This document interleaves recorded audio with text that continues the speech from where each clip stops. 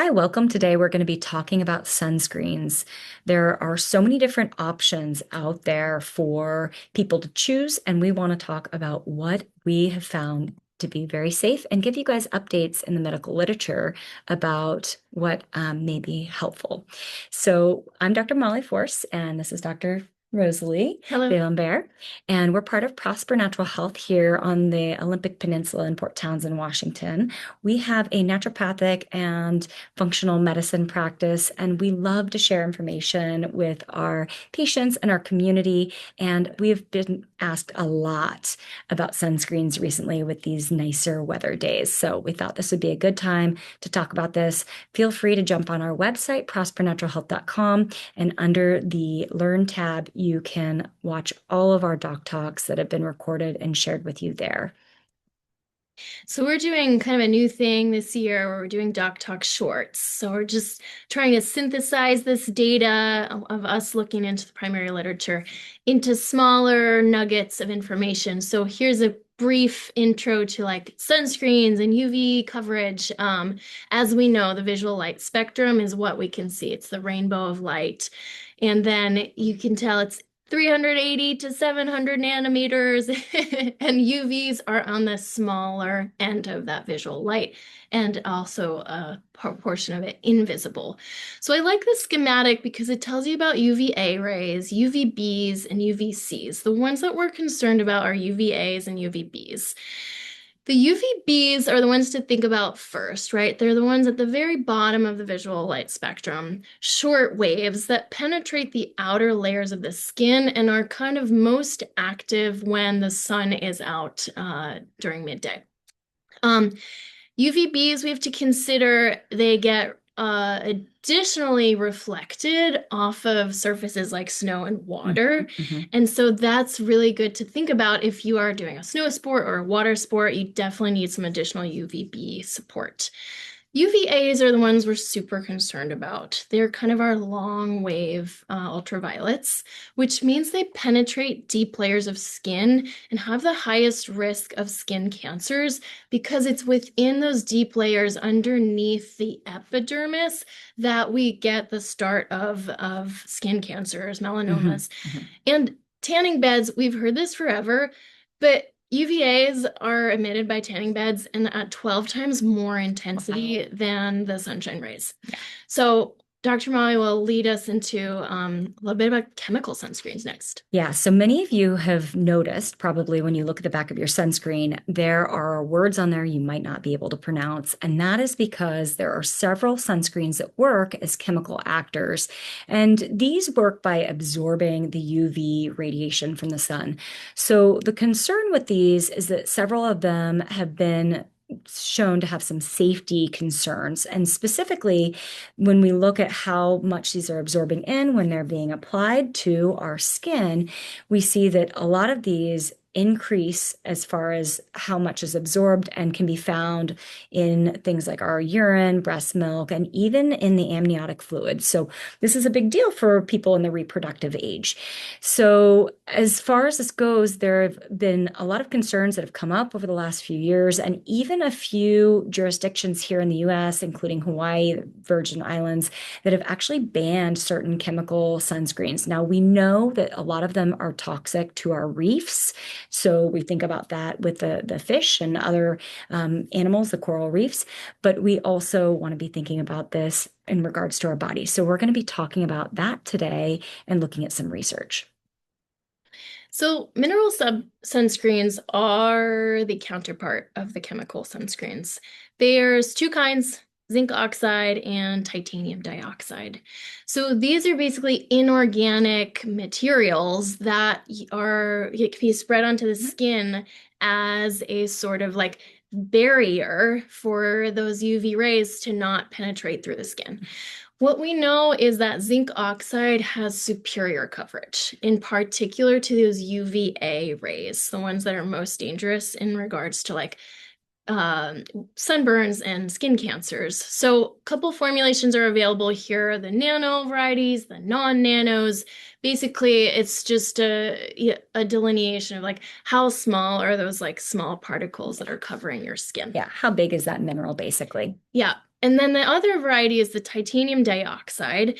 And we see these a lot in like your like sports sunscreens because they have a broader UVB coverage, but a limited UVA coverage. So it's again, are we using one for 1 hour and the second for a different hour? If it's hard to know, but what we ultimately want is primarily that UVA protection.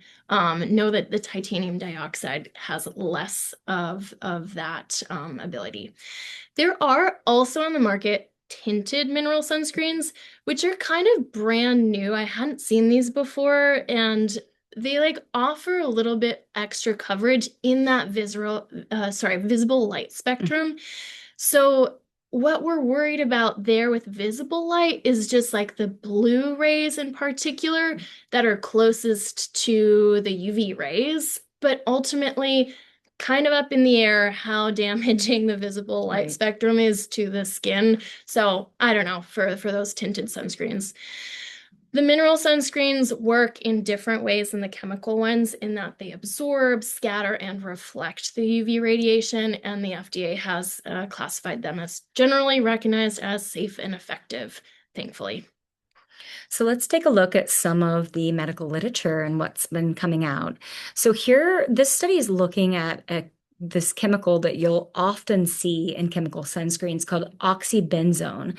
And this is one that's becoming more and more concerning when we look at the impacts, not just on the ecosystem that has been exposed to it, but also to bodies. And so what we see that is that it's what we call an endocrine disruptor. So it impacts our hormonal systems. Specifically, we worry about this in regards to estrogens and thyroid. So we also see that it has these anti-androgenic effects. Now, what that means is when we say androgens, we're talking about testosterone Yeah. mainly. And so we're thinking about how this can impact things like reproductive health concerns, fertility, and even how people are feeling in regards to their metabolic state when we think about thyroid. So, very important to be understanding that these chemical sunscreens, although they may be protecting us initially from having skin damage and possibly skin cancer, they can end up disrupting other issues in our body, like these hormonal signals. The biggest thing with oxybenzone is that it actually is absorbed systemically. So you're putting it on your skin, but you actually are absorbing it into your bloodstream. And that's why you see it in the amniotic fluid, Exactly. breast, Yeah. tissues with the, yeah, And so breast milk. even just like combing PubMed and like Hmm. researching, like looking at the primary research, there's so many articles on these types of chemical sunscreens on mice models affecting fertility, causing infertility, causing reproductive harm. And the EU actually has limited the amount that is available in cosmetics to 2.2%. And so the US is still a bit behind here in that we've defined that 6% is the max dose, but we're still getting largely systemic effects of this oxybenzone. And that was just in 2022 that was diminished from 10% that was allotted in sunscreens. So this is a big deal. And this is, pretty fairly new research, even just looking at last year. So really makes us say, like, take a pause and look at what's in your sunscreen. It might be doing more damage than helping. So here's a primary literature article on mineral zinc oxide, the non-nano variety, which is my preferred one, the one I use on my 4-year-old. Mhm. And this research describes ultimately that like the powders at the different nano sizes, we're still trying to define, okay, does that non-absorbable zinc oxide in its nano form, does it actually penetrate through the skin, through the epidermis? Still kind of up in the air how certain that is, but definitely way less potent in terms of systemic absorption. Some resources say none at all, right, as compared to the oxybenzone. That said, I'm not going to take risks, especially with my kids. So I'm going to do a non-nano variety. And it describes also superior UV protection, Right. especially in that UVA range, but also the UVBs, Yeah, we right? want both. We want both to be covered. Yeah. Yeah. So definitely a plug in for looking at your sunscreens. Make sure you're looking at the active ingredients there. Now, there's lots of places to get sunscreens. And so we just really want to encourage people to start reading the ingredients before they put it in their shopping cart. We have an online store through Fullscripts that allows our patients and you as well to get some of these clean sunscreens if you're looking for them and they're not available in your area. Specifically, most of them are these mineral barrier blocking sunscreens like the zinc oxide. And these are some of our favorites. The Babo Botanicals is one that I use both personally and with my children quite a bit. They really like the stick version for these because it's just a little bit more soothing for them to put that on rather than the cream, which kind of goes all over and then turns them this chalky kind of white color. Also, the sprays, we should say, Hmm. Dr. Rosalie, you were pointing out when Yeah. you had looked in the literature. Do you want to share? Yeah, the sprays actually have an inhalation risk. So remember, these sunscreens are meant to be on the outside of the body, coating the outside of the body. So whenever you're using a spray, it's just impossible not to like be breathing that Mhm, in. mhm, So we don't want a coating inside our lung field in our respiratory tree. Like talk about inflammation. So yeah, right? ultimately not super in favor of those spray screens. I know they're handy, but like how do you just apply it to the topical kind of Mhm. epidermis, the skin? Yep. That's the biggest takeaway. Yeah. So good to think about when you're in like a changing room and people are just spraying those sprays all over. Probably not the safest thing. So, yeah, the sticks work really, really well. On the left here, you'll see this sheer mineral daily 50 broad spectrum that Babo makes. This one is a really awesome lightweight sunscreen that's more for face. And it just is has a really nice matte application that doesn't make people look like they're, just totally wearing chalk. So that's really handy, and to have something clean like this. So this is a good example of what you're looking for when you flip over that ingredients list on your sunscreen. You're really looking for something that just lists only these mineral protectors, like either just the zinc oxide or the titanium. You're not wanting to see any extra additional chemical additives in there. And if you can go through and look at the inactive ingredients and are happy with those and see, words that you can recognize, that's generally a good way to start with these. Yeah, absolutely. And we're also thinking about the environmental concerns here because sunscreens have been linked to coral reef destruction and extinction, right? And it's because, in particular, these chemicals, and sometimes even these like mineral products are blocking the sun Absolutely. for the coral reefs to like do their photosynthesis that they Yeah. need. And it's So, not uncommon, like if you go to an eco park that has, a water immersion experience, a lot of times they'll make sure that you're not applying these chemical sunscreens because they're so damaging to the flora and fauna that live in those environments. So, right, which leads us to talking about different skin barrier methods that yep. are also helpful. Yeah.